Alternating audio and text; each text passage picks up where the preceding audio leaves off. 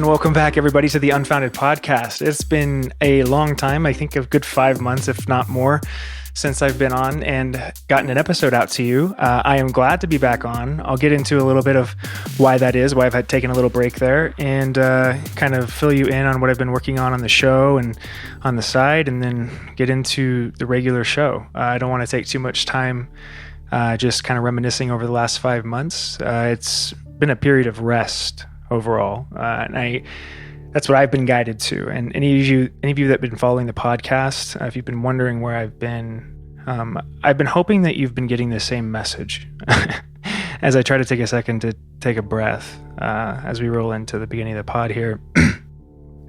I'm nervous. Yeah, I haven't done this in like 6 months, and so every time you step away from something, when you come back, there's a newness to it again, and that's what I'm excited about, actually. The anxiety I feel isn't the kind of anxiety that's bad. It's the kind of excitement, starting to work on something that I've been waiting to work on for a while now.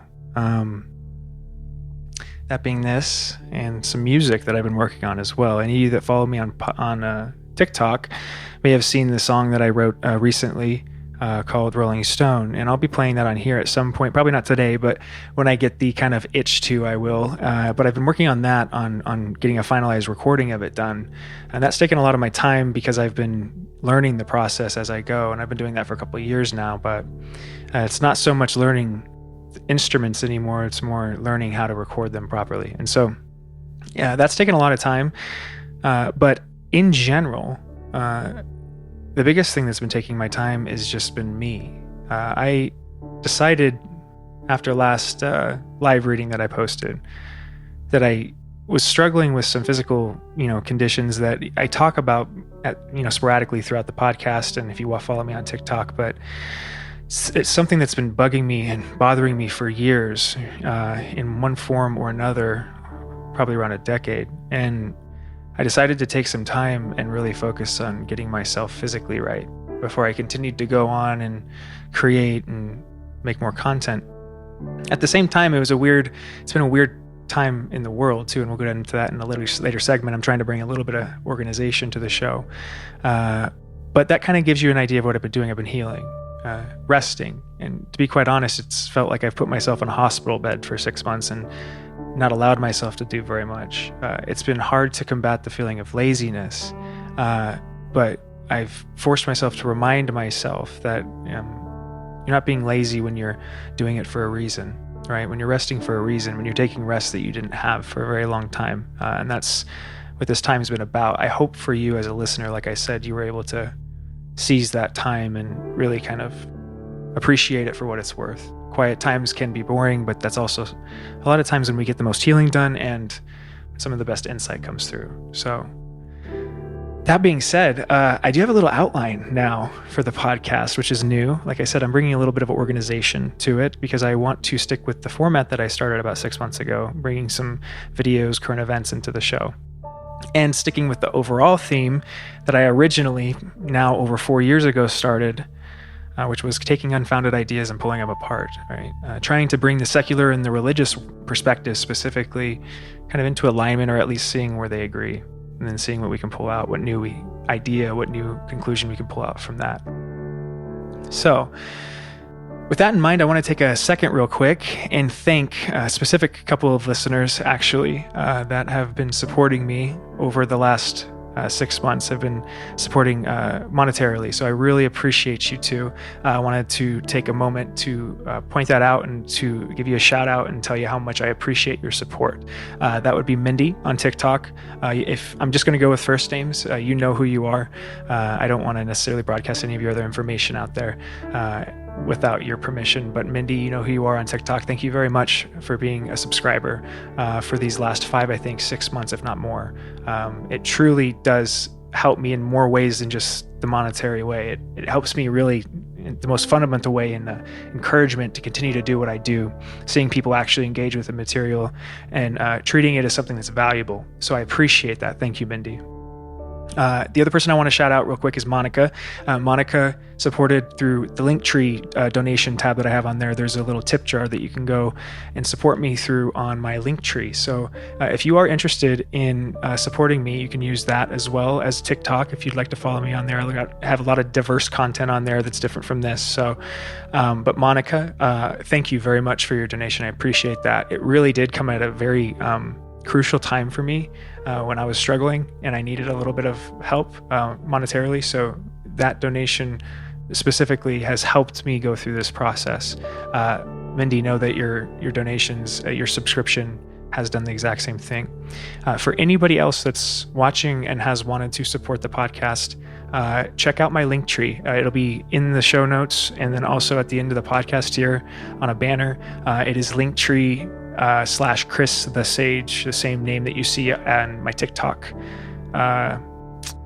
as my TikTok name. So if you'd like to support me, go on there or consider becoming a subscriber on TikTok. There'll be new content coming out on there, but to be quite honest, it's going to probably be another couple of weeks because I'm really focusing on getting the podcast rolling and back in gear.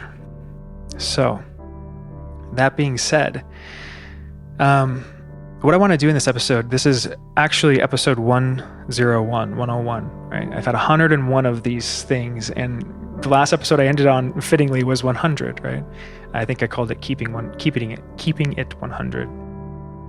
But 101 to me symbolizes kind of the number 101. At least the first thing that pops in my head is like English 101, right? History 101, the basics, right? The fundamentals. And so that's kind of the overall theme of today, is getting down to the fundamentals of what the show's about, right? Taking ideas, pulling them apart, thinking critically, philosophically, spiritually, feeling, as well as logicking our way through the world. So that being said, in addition to that, I have 3 different videos today, right? And they each are kind of on different subject, but I hope to kind of, intuitively, I haven't really planned it that much, but intuitively link these together because I do think they're related in some way.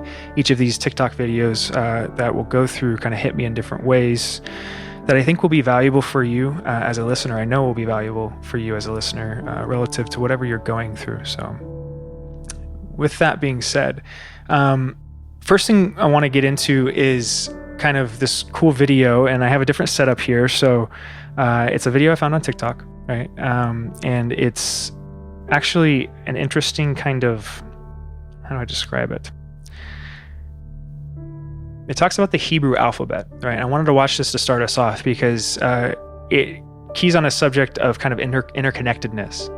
That the way that we view the world, and this is kind of a fundamental idea that I bring with the podcast for anybody that is new to it, is that I like to look at the world, and I suggest others do, in novel ways, right?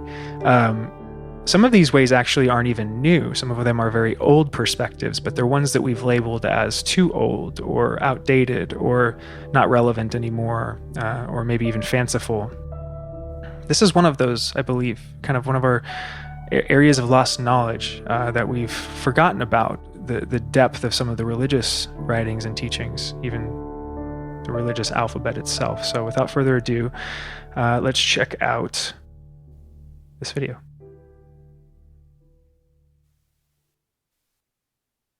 The ancient Jews used Hebrew as their numerical system, eh?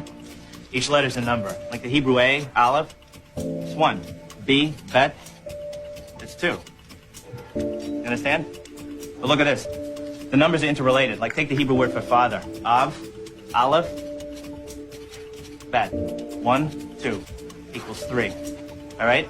Hebrew word for mother. Aim, Aleph, Mem. 1, 40 equals 41. Sum of 3 and 41, 44. All right? Now, Hebrew word for child. All right? Mother, father, child. Yelad. That's 10, 30, and 4. 44. Torah is just a long string of numbers. Some say that it's a code sent to us from God. That's kind of interesting. Yeah, that's just kid stuff. Check this out, okay? The word for the Garden of Eden, Kedem. Numerical translation, 144. And the value of tree of knowledge, all right, in the garden, right?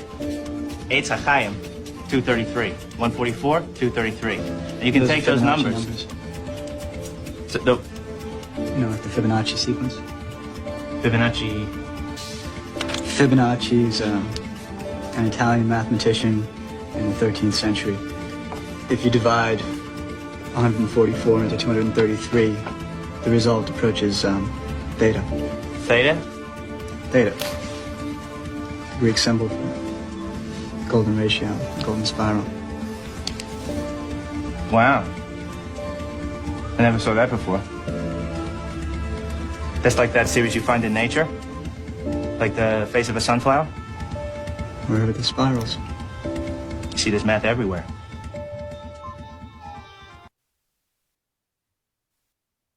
So, I thought that was very interesting because,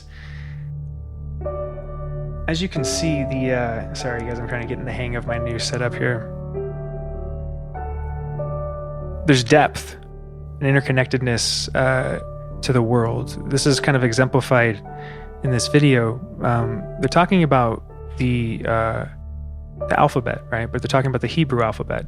As you can see, it's different than the traditional alphabet that we're all familiar with. It's written the other direction. And what he's saying is there's a lot more letters in the Hebrew alphabet. So he's representing each letter as a number in a sequence of the letters. So A being 1, B being 2, C being 3, that kind of an idea, but with the Hebrew letters. And as he goes down that, he takes those letters and he breaks down significant words like family, father, mother, child. And what he finds when you do that is that there's actually fundamental mathematical principles built into the language, the alphabet of Hebrew, right? Now, this is something you could prove yourself, right? This isn't something that's, made up or fanciful in that way. And this is what I like to focus on in this podcast, because this is a part of the world that is so often overlooked. And honestly, one of the more refreshing parts of the world at large today is we're starting to turn the corner on this, somewhat, at least from what I can tell. Very early days, but the world is starting to change. It's kind of like we're still in the middle of a storm, but you can start to see a little bit of daybreak. And I don't know if you're feeling the same thing, but I hope you are, because much like another podcast that I listen to often, a PBD podcast, he's making T-shirts and hats. Patrick Bet David, and he's making hats that say the future is bright, and he wants to sell 1 million future is bright hats. So if you are a fan of PBD, go buy one of those hats. But the reason he wants to do it, I think, is he's a businessman, obviously, but the reason he wants to do it, I think, is kind of beautiful. And it's that, he's tired of talking to people and seeing this attitude in the world like the world's going to end, like we're at its end, Ragnarok. And he wants people to start looking at the future as if it's something that's bright. And I think this is such a beautiful concept, because there's some fundamental truth in the link between our perception and the way the world unfolds. The way we see the world, what we believe it is, and the way it actually unfolds in front of us. There's a way in which if we allow our perception to become too powerless in the face of, objective outside reality, then we fail to be able to affect objective outside reality. You start to become a victim. You feel like a victim. And so you'll start to try to change the world in this fundamentally kind of anti-human way, anti-earth way, anti-people way. Because it appears that as if they're all contributing to the world being backwards. If any of you are resonating with this. But when we look at videos like this, what it reminds me of is that, there is a truth that is provable if you look for it. I was thinking about this the other day, that science itself kind of slowly, unintentionally, over the last 150, 200 years, went from kind of being the answer to the lack of truth in the religious movement, right? It stemmed from kind of the corruption that comes from bureaucracy in expansion, right? These kind of things in the Catholic Church and, even the Protestant religions, as they broke away, you start to see this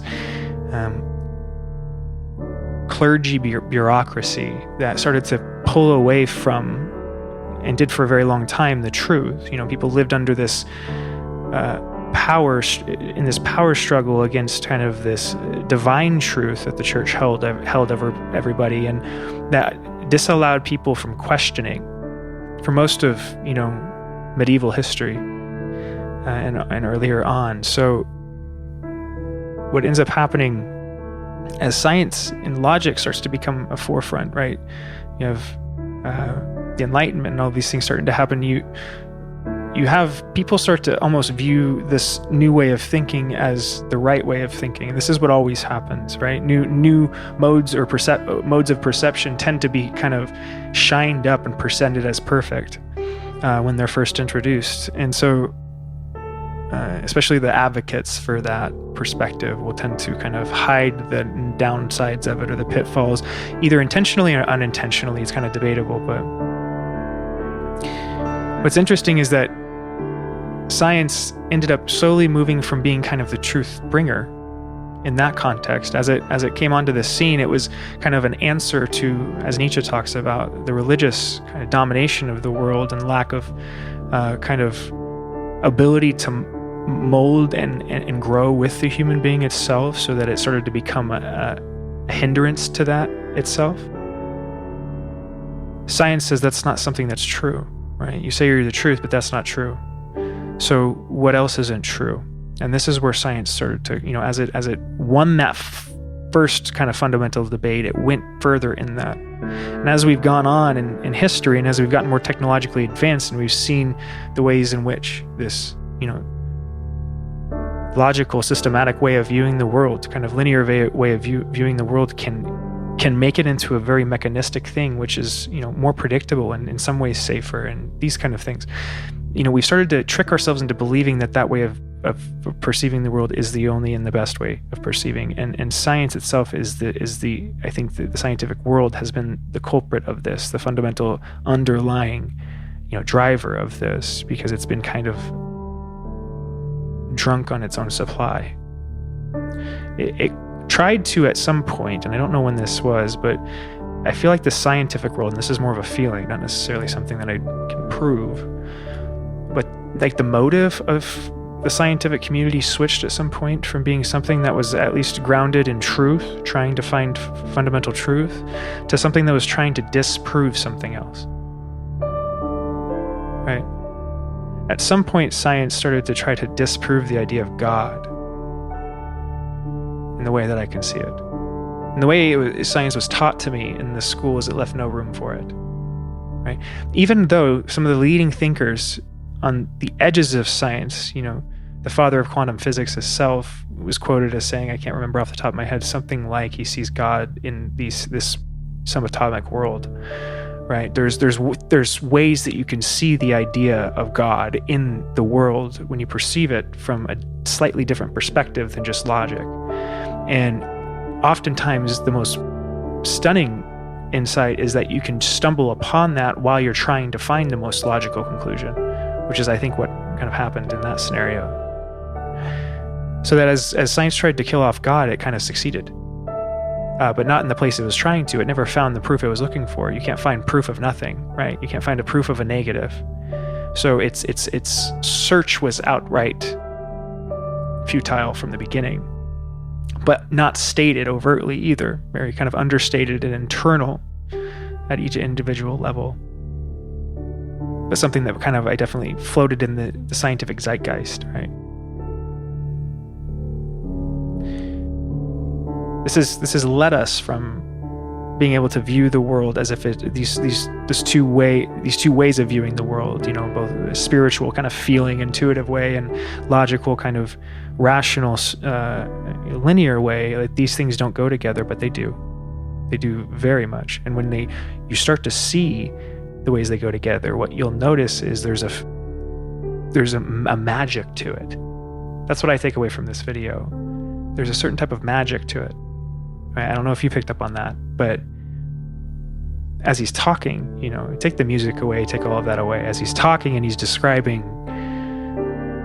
the numbers, and then the other guy's kind of having his insight, that moment where he's like, that's the Fibonacci sequence.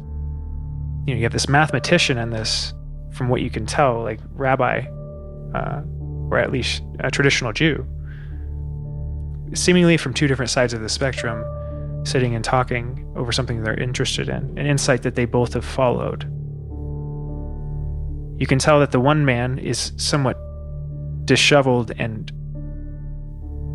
almost disheartened by where he is at logically. You can see that by the way he's sitting, he's slumping, slouching. Well, the rabbi is kind of standing up and excited. He has an energy to him. So there's this way in which they're both approaching the same problem, but they're bringing kind of equal and opposite energies to it, right?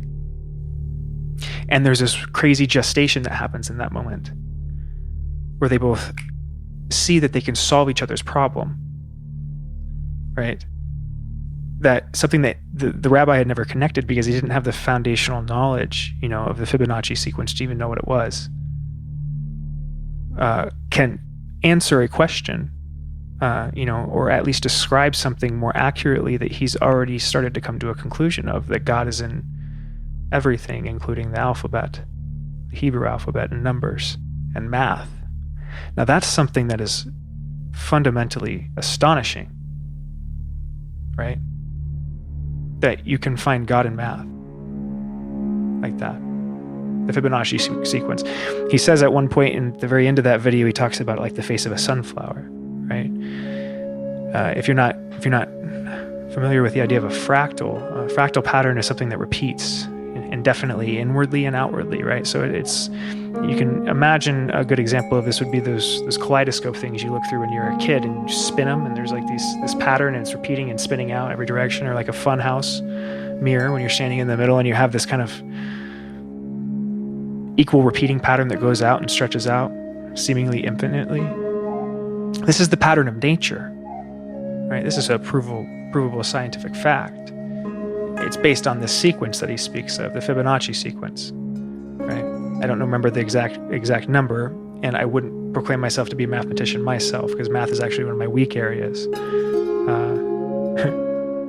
But I do know enough about it to understand that it's been used throughout history, especially in kind of more mystical areas of history, mythological areas of history that we have a lot of questions in. For instance, the Fibonacci sequence can be found in a lot of old structures, like the Great Pyramid of Giza, right?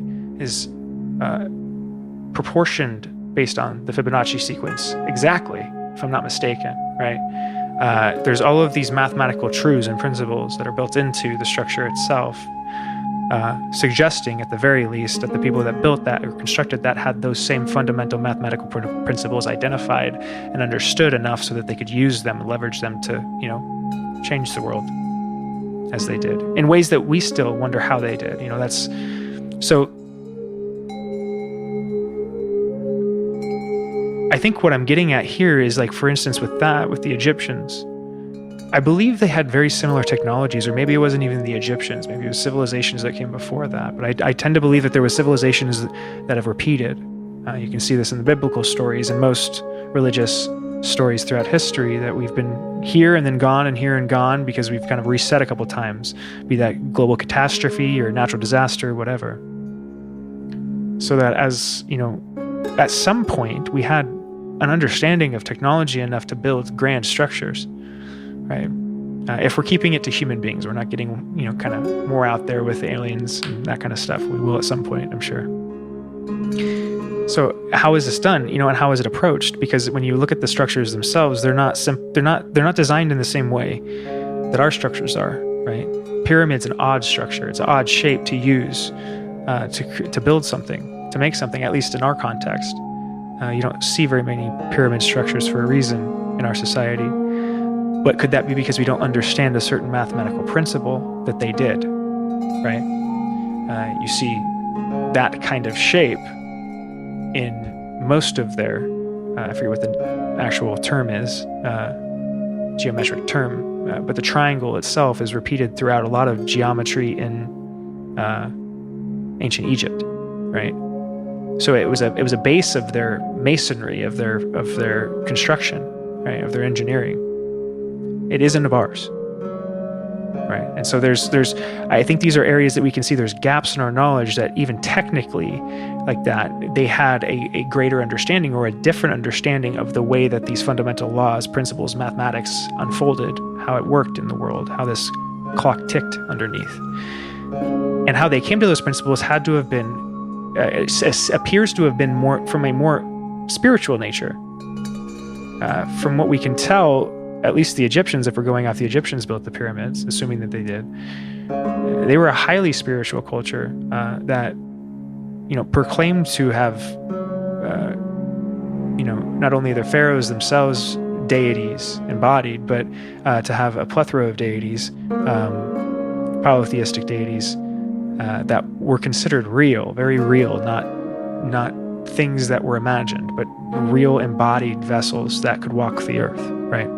And did at some point in their creational myth. So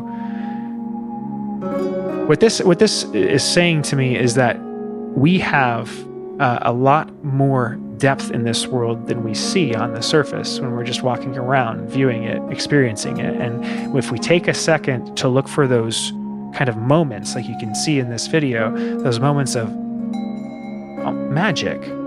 It's hard to, there's no other word to describe it, but it's this like differentness of like, whoa, the world could be grander than I imagined, right? Follow that feeling. Follow that feeling, right? So, I hope you enjoyed that first video. That was kind of the first segment here, but we're going to move on to kind of a general talk of the world and bringing us up to speed on how the world is doing, right? So I found it funny, not like, overtly funny, but just kind of, I find it funny that I stopped producing content right around the time that I did because, like I said, I felt like I needed a break. I needed to rest myself and heal up. And I hope you can tell too, just by looking at me, how much of a difference that made. But right at the same time, the world kind of exploded in a bunch of different ways. I was trying to think about it before I came on here, having a hard time keeping track of all of the different significant events that have taken place over the last 6 months. But the major ones that come to mind specifically are the October attacks in Israel, in Gaza, right? The bombing campaign in Gaza, in the war that's going on there now, and then the ongoing, issues with Ukraine. There's a lot going on with the presidential election that over the last 6 months, huge changes. I feel like that I started to pick up on right before I stopped making content. I kind of made a couple of videos on, but I think are really starting to play themselves out in the world right now. So all that being said, there's a lot of different subject areas to focus on. And, the purpose of this segment is not to kind of cover all of those in depth. It's more to kind of just recognize all of them, recognize that there's so many things going on in the world right now that are chaotic. The bombing that we are doing now through parts of the Middle East, the Houthi rebels in Iran. There's so many things that's a huge part of it, and I almost breezed right by it. These are subjects that are incredibly deep, especially the ones that deal with the Middle East. Now, this is going to be a huge topic moving forward, something that I'm going to spend a lot of time and a lot of research on because it deserves it.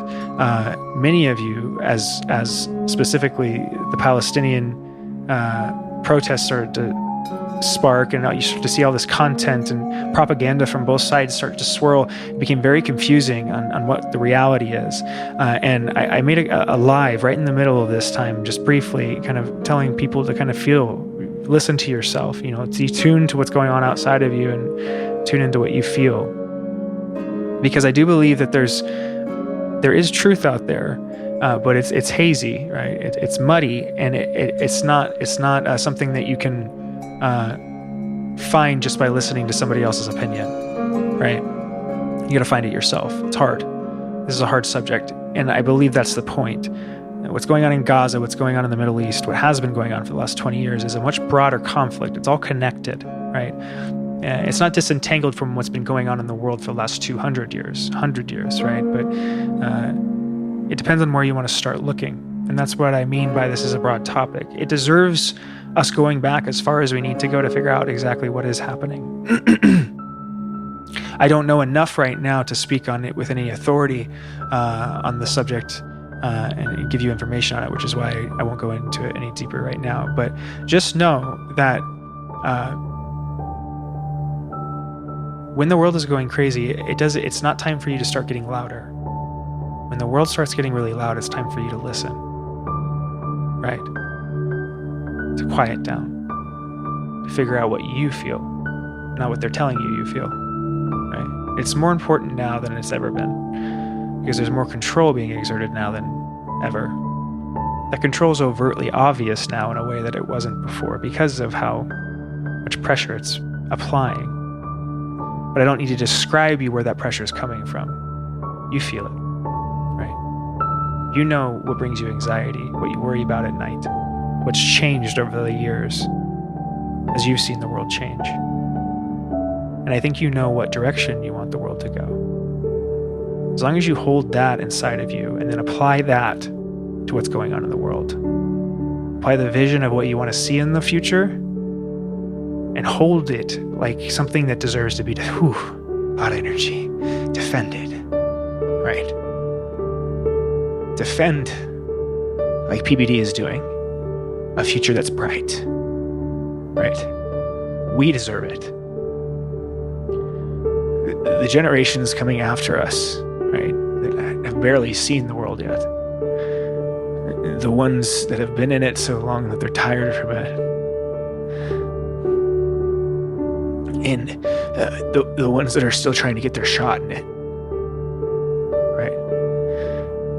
We're all together in this. And I do believe if you hold that vision of a reality where we all are seen, valued, we can make it. But you got to hold that line, right? It's a war. When you see warfare externally, you know what's going on spiritually. As above, so below, that's what that means, right? A lot of energy coming through, a lot of emotion, but I think there's a lot of emotion built up in all of us around the world right now. It doesn't have an outlet. And it needs one. There's figures that are starting to pop up that I'd also like to touch on while we're still on the topic of what's going on in the world. Figures that are starting to speak out and speak up. Things that if you are losing hope in the future that you see,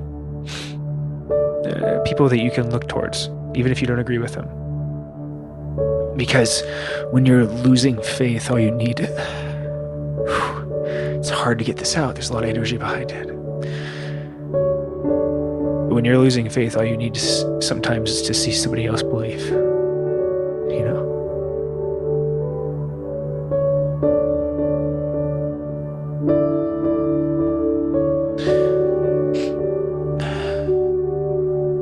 You can be that for other people. You don't do it intentionally. You do it as a byproduct of doing what I believe you really want to do. Deep down. I think it's what every single person really wants. It's like what you don't want the world you imagine. Not the one that you've kind of built up over time. I mean the one that you dreamed of when you were a kid. One with magic in it. That's the line you hold. Because you'll be the one that creates it. Right? As you do that, it spreads. Like I said, sometimes all you need is just to see it somewhere else. Figures, like I said, regardless of what your political views are, but I see a lot of figures starting to speak up, or trying to at the very least. I think that figures like Tucker Carlson interviewing Putin recently is another big topic we'll get on at some point in a later show. I think figures like Vivek Ramaswamy are incredible truth tellers that are really exciting to watch and inspirational generationally, to be from a member of the same generation. It's very, very enheartening to see somebody finally standing up and taking their place in the world. Because I do believe that's something that needs to happen. There's a transition that has been held off for too long, a generational transition that needs to happen. And us, I'm speaking of the millennials, we need to stand up. It's time to take the reins, right? That process didn't happen, and that's why you see people that are dying in positions of power still. We missed the boat. And I'm not blaming anybody for that. I actually think that us as a generation could use a long, hard look in the mirror, because I see a lot of content making us into victims, making the millennial generation into victims. And we didn't have this opportunity or that opportunity, or we got hit one after another with this bad thing or that bad thing or this bad thing or that bad thing. If you accept that, truly, you'll just become a bitter person, a more bitter person, and it'll be harder to go through this world. More destructively, it will start to get between you and your relationship, specifically with your parents or your other loved ones that don't share the same generation as you, right? Because for somebody to say that I've had it harder, you know what that feels like, right? Everybody knows what that feels like, because everybody is a kid at some point. That's why there's the whole cliched story of the grandpa saying, when I used to walk both ways to school uphill, in the snow, with no lunch, kind of thing, right? We all go through it. It doesn't mean we all do it, right? I do believe a lot of this idea that the boomers are greedy, and the boomers have done this, and the boomers that, and the boomers, enough already. It's not the boomers' fault that you're not doing what you should be doing. And you know that. It's a cop-out, right? Just like I know it. Just like I've done the same thing. Just like when I watch those videos, I feel them, and I want to agree with them. Because it's easier than doing what I should be doing, looking at myself, looking in the mirror and saying, hey, what could I do to take more responsibility, not less, not put that on somebody else? Somebody that's already gone through life, right? And is supposed to be now, taking the sideline, but can't because we're not taking our spot. Figures like Vivek are doing that, right? So I applaud him as a figure just on that principle alone, let alone his ability to tell truth. But another is RFK. I think that RFK is another truth teller, somebody that is, from what I can tell, channeling the spirit of not only his father but his uncle as well, and acting on a certain type of ancestral kind of duty, which is so fundamentally honorable that I respect him, regardless of what his political views are. We need more people like that, right? I don't have to agree with you, but I should like you at some level. If I look for it, you're a human being, right? This idea that, we get to villainize people in our head and tear them down and belittle them and all this kind of stuff because they don't agree with us. You can do that, but you're just going to make yourself a lonely person, right? Don't do that to yourself or other people. But all of that said, bouncing around quite a bit, the world is getting chaotic because the world is changing. It's shaking off its old energy, right? And there's going to be some pain that goes along with that. It'll continue to get crazier. It's going to get way crazier over the next 9 months, but don't worry about that because I'll be right here with you, right? That's why I've been resting up. Because the time period that's coming is the time I needed to rest for, not the time period that I rested through. So, that's the world. We'll come back and we'll talk more specifically on a topic in the next episode, but I want to move on to the next segment here. So, the next kind of topic that I want to talk about is patience and healing. So it's kind of a combination, but I've talked about patience quite a bit on the podcast because, it's specifically a trait, a personality trait, I guess a virtue that I've struggled with, right? I've struggled with my whole life. Excuse me. I realize that looks like whiskey or something. That's iced tea, just so you know.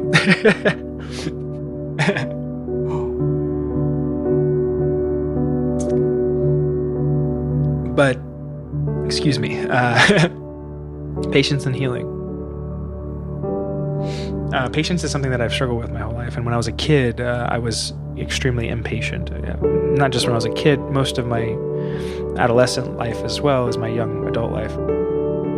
But one of the things that as I've gone through the healing process, have noticed has become one of my superpowers, right? It's odd. It's a very odd transition. It's a subtle transition. It takes place over a long period of time. It's one of those things that you don't notice immediately, but then all of a sudden you think about it and you're like, wow, I dealt with that differently, And that's why I talk about healing in the same context, because they're kind of synonymous. There's something about patience and healing that go together, right? That you can't rush it. This is something that I'm guilty of and have been guilty of in basically every other episode that you'll ever listen to. Any one before this, go back and listen to it, and I was pushing myself to do it. Right? Why? Well, multiple reasons. Because I felt like I needed to. I needed to keep working. I needed to keep pushing. Putting content out there. Competing in that way. Making sure that people aren't viewing me as being lazy, right? Making sure that I'm not giving up. But what I realized, when I took this break, was that I had done that over and over again. I had told myself, okay, you can take a day here, Chris, rest up. You can take a week here, Chris, rest up. What I needed to rest from was years and years of deep, deep, deep hurt, physical hurt. I was broken. My body was broken. And I needed to treat it as such. And so I realized that finally, thank God. And, for anybody that is going through something similar, I want you to know that you have to take time in these moments, when you feel torn between feeling like you have to keep going, keep moving, keep pushing the rock up the hill, and feeling like you just need to rest for a year. I want you to know that you have to choose it, right? And I'll try to explain what I mean by that. You have to truly choose to prioritize yourself in a way that you've never done before, above everything else, including other people's perceptions of you, right? Man, I'm getting emotional on this one. You have to get to a point where you're not scared of what they think about you.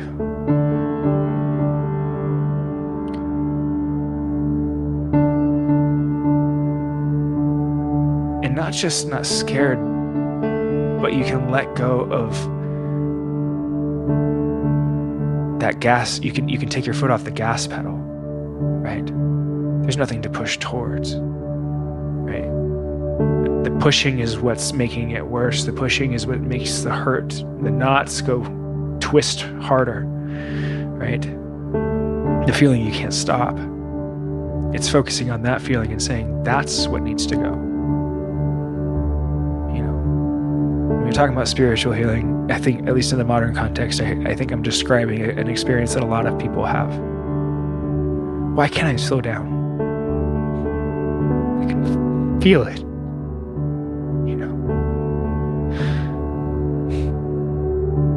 Hear it. So many people saying that, where did relaxation go?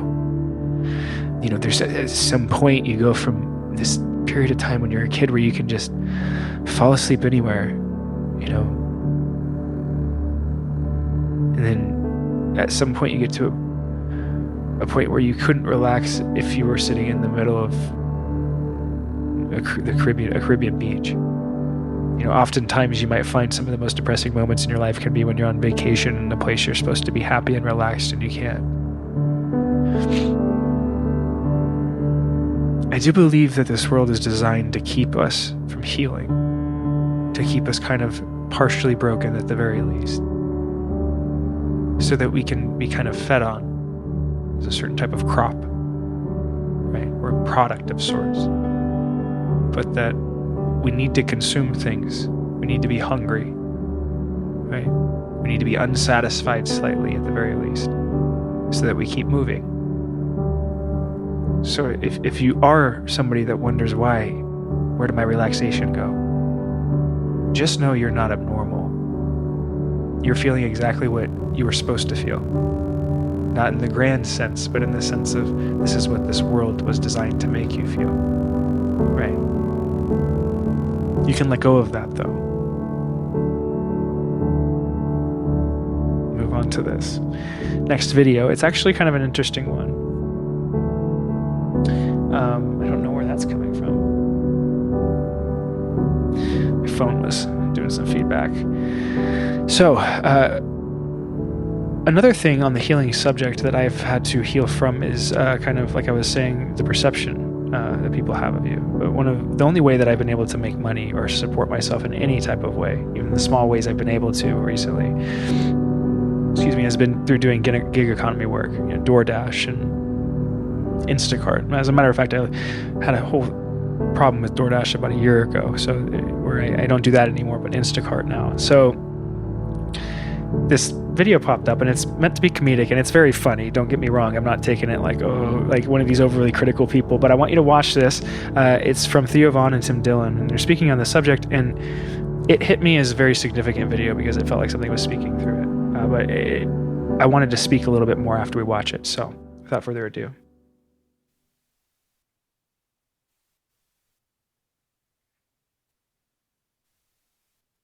Yeah, I mean, and they are also carrying messages. But here's the thing, I don't feel bad for any of them. Yeah. Because I don't know anyone who does it, and I do believe anybody who's doing DoorDash is like, in India, they have a caste of people called the untouchables. Do they really? Yes. You just can't fuck with them. You can't go near them. You see them, and you look away. That is kind of, and this, don't take offense to this.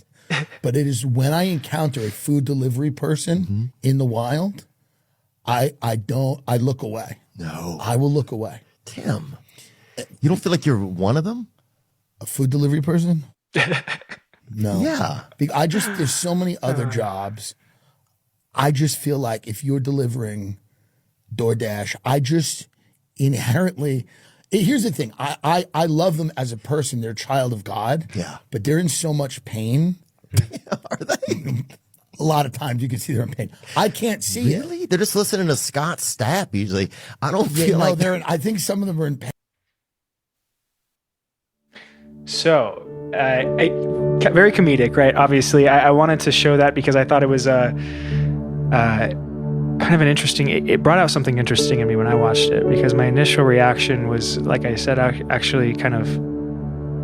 I don't know what's the right. It made me slightly sad, right? And I guess is the best way to put it. It wasn't like hurt or anything, because it's not that. It's a comedic thing that they're doing, but. So it's not like I took any offense, but as being a DoorDasher or somebody that's done these kind of jobs, I felt, obviously they're speaking about me. And so I thought it illustrated really well, because what comedians do, and partially why, it can make you sad when you hear some of these things, if it's ever, there's a joke made about you or anything you do, is because what comedians do is they take things that are true and they say them in a way that people will actually recognize that truth, because most of the time that truth is something people don't want to see. They don't want to say out loud. So they'll take something that's kind of like taboo that everybody sees but nobody wants to recognize, and they'll say it out loud. And just the fact that they say it out loud makes it funny, right? Just as kind of an explanation of what comedians do, at least from my perspective, practically. So that's what he's doing here, right? Is he's taking a subject, DoorDashers and gig economy workers, and he's saying something he's saying, and what he's saying is that these people are subhuman, right? These people, and I don't think he believes that. Obviously, he said they're a child of God. I genuinely don't believe Tim Dillon he's being satirical in the way he's acting here, but he's bringing up a real point. There's been something that's been happening because I've seen it and I've experienced it for the last 5 years as I've been trying to provide for myself, doing this, getting this off the ground, doing gig economy work, is that it is a industry that is ripe with corruption, greed, manipulation. Specifically, as a gig economy worker, you will get taken advantage of by the companies you're working for. And it's an experience that I hope nobody ever goes through, because it's really, really, even though it can kind of sound silly from the surface if you've never experienced it, having a company lie to you, right, or steal money from you, myriads of different things, fire you without warning or any reason, these kind of things, myriad of different, being treated like something that's completely expendable, really does a number on somebody's psyche, right? Especially when you're doing it every day. What Tim is talking about is the way in which people act. It's a very subtle thing, but something that I recognize and I noticed, and I had to actually actively, I don't know how the right way to put this is, but when you experience something like that where people don't even recognize you or acknowledge you when you're going about your day, when they ignore you, it's very easy to get angry, right? If you ever have somebody just ignore you or treat you like you're a non-person, I guarantee you won't be happy about it. If you do that over and over throughout a day, you'll start to unravel as a person, I promise you. You'll start to, one, actually attack yourself because you're taking on so much negative energy from people just ignoring you, right, and treating you like nothing, that you'll actually start to believe it, And so you'll get depressed slowly as you do these jobs. Because on one side, you're being viewed as this thing that doesn't deserve time of day. Most of the time, you're not being compensated properly because there's a weird interplay between the customer telling themselves that the company's paying properly and the company telling themselves and the drivers that the customers are going to tip. So you've gotten to this weird area where now many people, including myself, have worked far under minimum wage. Many different times, or worked for free, utterly, or essentially paid to deliver somebody's groceries. All but paid. I have paid to deliver somebody's delivery order in the amount that I spent to do it versus what I got paid, right? When you experience those kind of experiences, they do unravel you as a person, and you have to work on how to maintain yourself in a world that isn't fair. That's something that I've been healing from. To bring it around full circle, why I brought the video up, is because you'll know when you're healed from something when you're able to watch a video or you're able to hear a joke and not get consumed by that feeling, sadness, of anger, of resentment, of bitterness, right? Because it doesn't mean you won't feel it. Because like I said, there's a truth in comedy sometimes that is deeply sad. It can be horrendous, actually, some of the truths that comedy will bring out, but still oddly funny. That's why the military is known for dark humor, right? It's a way that we deal with these parts of the world, but it's also a way that we identify problems in the world. And, in that vein, that's why I thank and love comedians like Theo and Tim, because that's what they do. While I don't always agree with what they say or how they say it, they push boundaries, and we need people like that, right?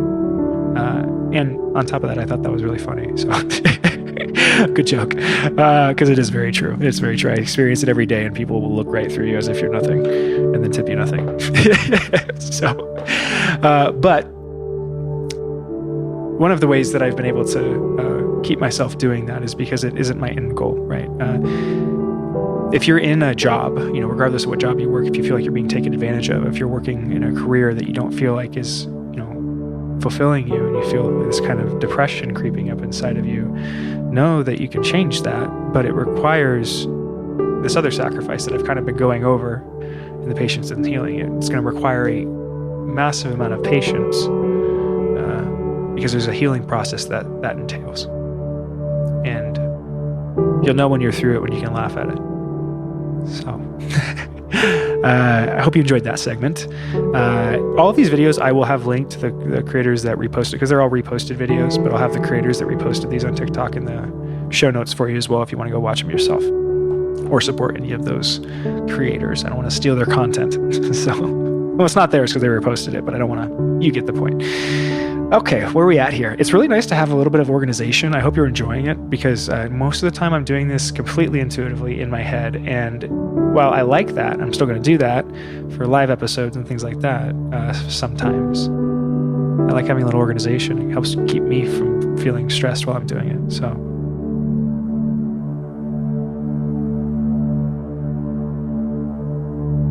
let's see here.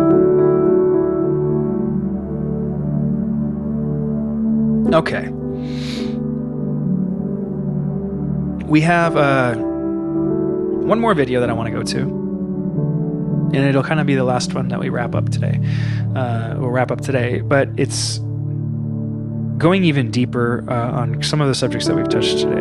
It's going to talk about ancestry. I think his name's Wim Hof, is being interviewed by Jordan Peterson and his daughter.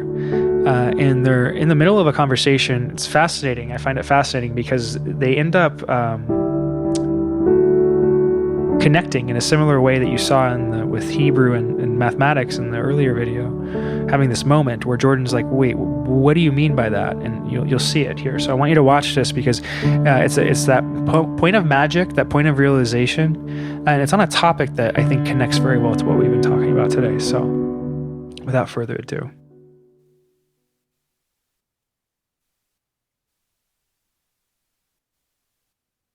What do you mean that you go to the ancestors? What do you mean by that? That is anything that is genetically encrypted in our gene expressions and closed up is because of a genetical past. Okay, so why do you specifically refer to that as the ancestors? What made you think that? Because we are the ancestors within our DNA. We carry every information of our ancestry, like 13, possibly 100. Yeah. As long as it is not solved, it's still within us. Okay, Wim, there's an old mythological idea that the hero has to rescue his sleeping father from the abyss, from a terrible monster.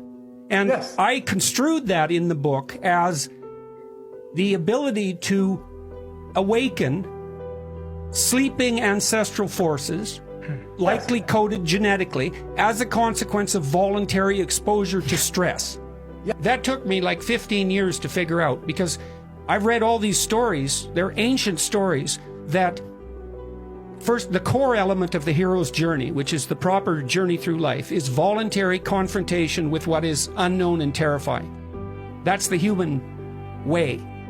And one of the consequences of that is the rescuing of the dead father, or the hurt father, or the sleeping father. It's a fundamental element of Egyptian mythology, for example, ancient Egyptian mythology.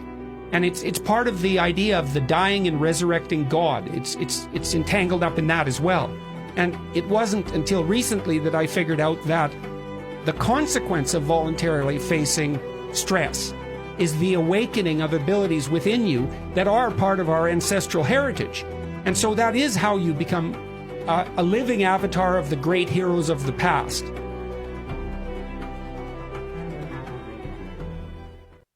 Okay, so I hope you saw the video there. If you didn't, we'll just have the audio part for this time. I'm still figuring out some technical difficulties, but you don't really need to see the video for that one, at least. It's basically just audio.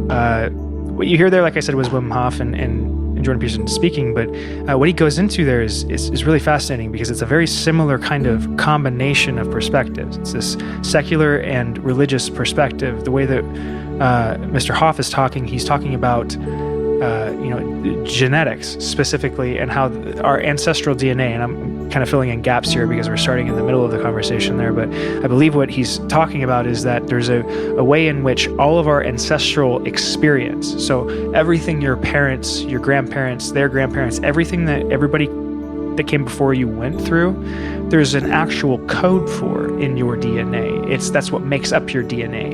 Your DNA is the code of their lives, essentially.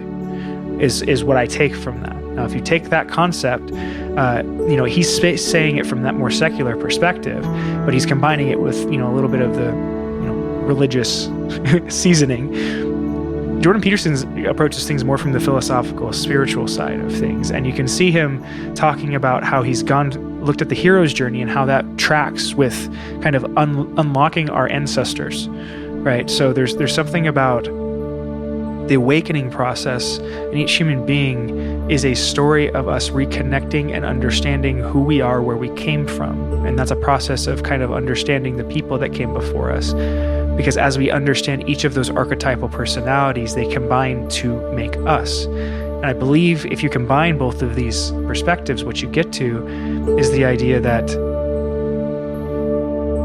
as you do that, as you go through the spiritual awakening process, you're doing a physical process as well. You're working you're working on your genetics, changing your genetics fundamentally, or at least unlocking, if not changing, unlocking kind of access to part of your ancestral past through that. So there's a suggestion of the code that we spoke of earlier in the earlier video being present in multiple forms. It's another example of it, right? You can see this in everything. You just have to look. It's an art. That's why it's fractal. That's why we speak about fractals, because everything is made up of that same pattern, just repeated. And that's beautiful. To know that everything that you're doing, everything that you're going through, all the pain that you've experienced, that's not for nothing. It really isn't, right? I think that is one of our worries, one of the most depressing parts of the purely secular worldview, when it's void of God, is it also ceases to have kind of a fulfilling meaning. Many people will say it doesn't, but you can tell, I think, by kind of the general outlook for the future. If you ask those same people what they believe the future will look like, very few of them, from my experience or what I've listened to at least, have a good concept of what the future will become. And I think that's the certain nihilism creeping out from its hiding place. You see, people don't want to admit that they're nihilistic. You know, we all want to pretend in a modern world like we have the perfect life, like we're happy. What if you aren't? What if secretly inside you don't feel good, but you felt not good so long that you tricked yourself into thinking that's good, right? Then you'll run around convincing people this is the right way. I do believe that many people are suffering from what I just described. Right? This fundamental lie that we've told to ourselves so long that we actually believe it. You have to be careful of that, what you tell yourself. Very careful.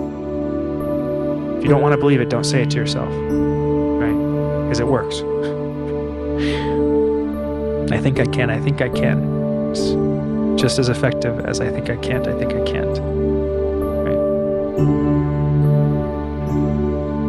So, I think with that, guys, I'm going to leave the episode there. I do have some tarot cards that I want to do at the very end. I'm going to pull a couple here I have sitting here on the desk, just to kind of bring in a little bit of the spiritual side, because that's a big part of this podcast. And the standard episodes like this one are not going to be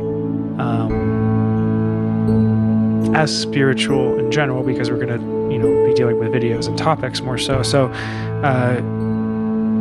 I do want to include a little bit of tarot at the end of every video for you. And for those of you that don't want to participate in the tarot section, I'll put it at the end so it's really easy to skip if you don't want to do it. So, but for those of you that do want to stick around, I just have a standard Rider-Waite tarot deck here, and I'm shuffling real quick, and we'll see what guidance we have, what guidance the universe wants to bring forward, considering what we've been reflecting on today, how we should link it together, the moral of the story. What's the moral of the story? Right as I said that, a couple cards popped out. I heard all upright. So the bottom of the deck, we have the Three of Swords, but it's in reverse. And I'm getting with this, so here, I'll let you guys look at the cards if you can. There we go. Ooh, nice new camera. I hope you're enjoying it. Three of Swords. So this is in the reverse, so it's going to be upside down. Usually what that means in tarot is that, it's kind of the opposite meaning of the upright. It's not necessarily a negative thing. It just means opposite. So the way I interpret this, the Three of Swords is usually dealing with some kind of communication or speech. It can be ideas themselves, more specifically, but you see the big heart in the middle of it, and there's three swords sticking through the heart. This can be kind of being in a three-party situation sometimes. It can be feeling like you are in a situation that is kind of breaking your heart, but you feel stuck in. Right? That's what I'm kind of getting from this card. But it's in reverse, right? Which to me means that we're coming out of this energy. You see the swords, because it's upside down, it looks to me like the swords are falling out. You see the light right here. It's kind of moving that direction. I feel like we're getting a release from this situation. So whatever context that is for you, in terms of whatever has been weighing heavy on your heart, the web I'm hearing is going to start to disentangle. So that's the overall energy for this reading right now. It's that interesting to start off. I don't usually get stuff that specific, but that's a good one. So we have, oh wow. So I heard right away, darkest before the dawn. And if any of you are like me, you know that you'll not like hearing me say that. These cliches that get used over and over again, right? But they are true.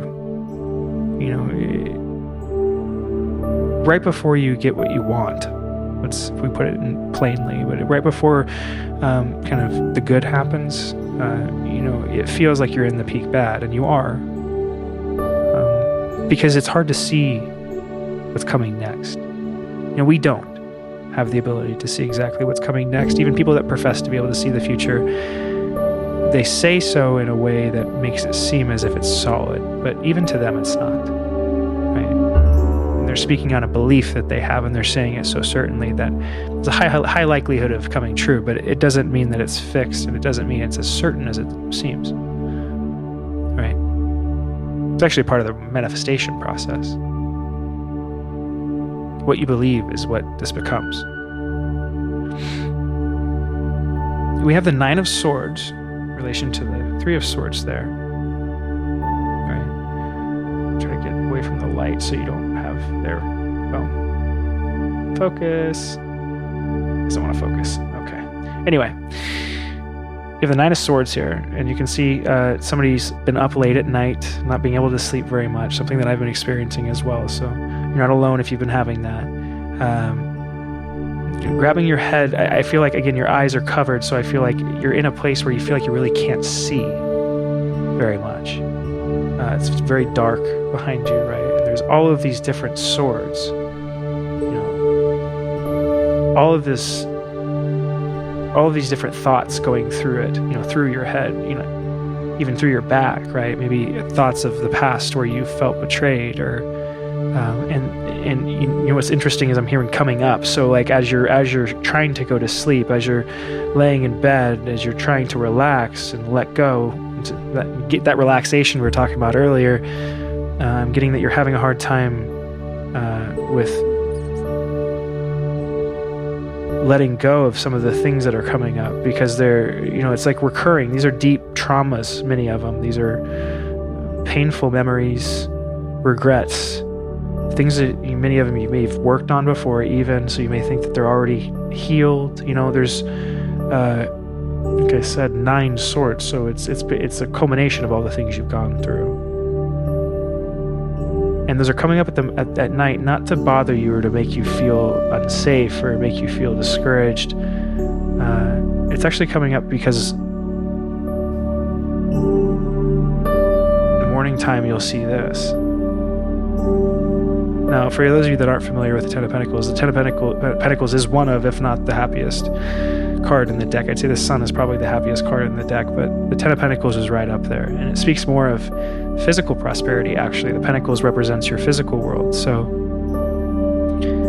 you have this Nine of Swords, at night, when you're in the dream world, when you're supposed to be in the dream space, when you're thinking about all of the things in the physical world that aren't aligned properly and stuff. These are not meant to focus on or dwell on, but to be felt and released so that you can clear the space for of this. You might have a couple of dogs. The dogs popped out for me right away when I looked at the card, or kids maybe even. But I get very big family vibes from this as well, and even some people that are really excited to see the world changing for you. And again, I don't like to make things sound like predictions, right? I don't like to promise you big grand things happening in the future. These are energies, right, that you can enter into. This is a context for what you're going through right now, so that you know that if you continue to do the work you're doing, if you continue to kind of put one step in front of the other, Ten of Pentacles is right around the corner. It's meant as an encouragement, I think, for anybody that is listening. Your guides want to encourage you right now, because I think you've been going through a lot over the last 5-6 months. I think you've been here lonely and afraid. The world's been a very scary place, and it has. And that specifically your world has been a scary place. It's been getting to be a scarier place, a lonelier place. And that this is here, this reading is here to tell you that that's not going to be the case forever. And that's happening for a reason, so that you can clear this out. Pull all the swords out. Let them rise out of you, right? As you wake up, and then it's weird, as I look in the camera and I look at this, I see it differently. Every time you wake up in the night, this is very specific. When you wake up in the night, whatever you're thinking about, whatever dream you came out of, consider it important, right? Try to think about the context. Don't run away from the feeling. I'm hearing that very strongly. Don't run away from the feeling. Sit in it. It's going to feel like that feeling will last forever. But the reason it feels like it lasts forever is because we've been running away from it forever. It's a trick that we accidentally play on ourselves, trying to protect ourselves. Sit in the feeling. Sit in it for, I promise you, 5 minutes, you'll notice it start to dissipate. But you have to really sit in it, look at it, stare at that thing. Tell it you're not afraid.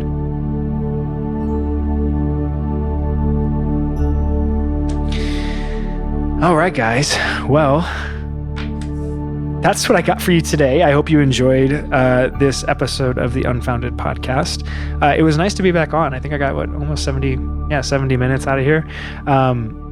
Just to kind of shake the dust off and get a little bit of something going. I want to thank you all for being here again. I'll be back on fairly soon. I'm not trying to set a schedule too quickly, but these podcasts will be coming out regularly now that I have everything set up. As you can see, I've been working on quite a bit over the last period of time. So it's taken me a lot of time to get everything put together, but you'll have much more content coming out from me soon. For those of you on TikTok, check me out. Keep an eye out. I see you guys on there. I see you guys following and liking and commenting and stuff, and I appreciate you. I will be back on there soon, doing lives and things like that. But I have been, like I said, prioritizing the podcast because TikTok tends to take a lot of energy. There's a lot of people. It's a lot of energy. So this is a little more manageable most of the time.